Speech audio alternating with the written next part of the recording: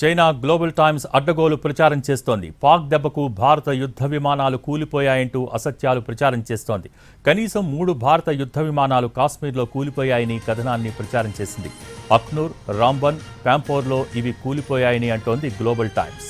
భారతీయ పత్రికలు ఈ విషయాన్ని హైలైట్ చేశాయంటూ అసత్య కథనాన్ని వండివార్చింది. దీంతో గ్లోబల్ టైమ్స్కు భారత్ వార్నింగ్ ఇచ్చింది. నిజాలు తెలుసుకోకుండా అసత్య ప్రచారం చేయవద్దని సూచించింది. పాకిస్తాన్కు చైనా అండ అన్నది అందరికీ తెలిసిందే. ఇప్పుడు కూడా చైనా అదే విధానాన్ని అనుసరిస్తోంది. భారత్ విజయవంతంగా దాడులు చేసిన విషయాన్ని చైనా అంగీకరించలేకపోతోంది. దీంతో మన ఆపరేషన్ సింధూర్ను తక్కువ చేసే ప్రయత్నం చేస్తోంది. పాక్ 3 భారత విమానాలను కూల్చివేసిందంటూ అడ్డగోలు కథనాలను ప్రసారం చేస్తోంది.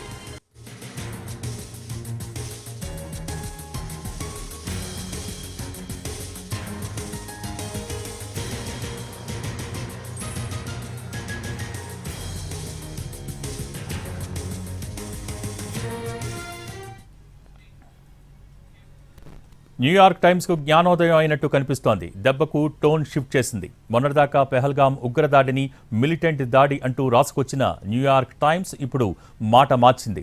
ఉగ్రవాదులంటూ కొత్త పల్లవి అందుకుంది.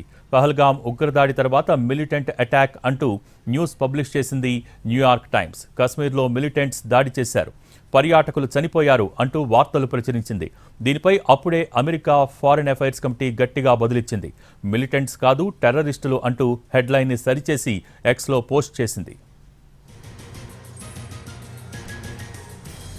ఆపరేషన్ సింధూర్లో భాగంగా పాకిస్తాన్ ఆక్రమిత కశ్మీర్లోని ఉగ్రవాదుల స్థావరాలపై దాడులు చేసింది భారత్. 9 చోట్ల దాడులు చేయడంతో దాదాపు 80 మంది వరకు ఉగ్రవాదులు చనిపోయారు. దాంతో ఈసారి హెడ్లైన్ మార్చింది. India strikes Pakistan 2 weeks after Kashmir terrorist attack అంటూ రాసుకొచ్చింది.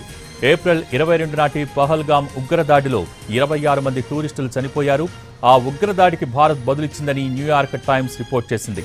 భారత్ దాడులను ఆచితూచి రిపోర్ట్ చేసింది. Measured, responsible, design to be non escalatory nature అంటూ రాశారు.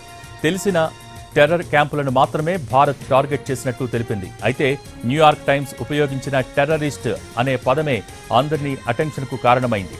ఏప్రిల్ 23న న్యూయార్క్ టైమ్స్లో వచ్చిన న్యూస్లో పహల్గాంలో దాడి చేసిన వారిని మిలిటెంట్స్, గన్మెన్ అంటూ పదాలు ఉపయోగించారు. దీంతో విమర్శకులు US house foreign affairs committee New York టైమ్స్ని తీవ్రంగా తప్పుబట్టారు. ఆ విమర్శలతో ఇప్పుడు టోన్ షిఫ్ట్ చేసింది న్యూయార్క్ టైమ్స్.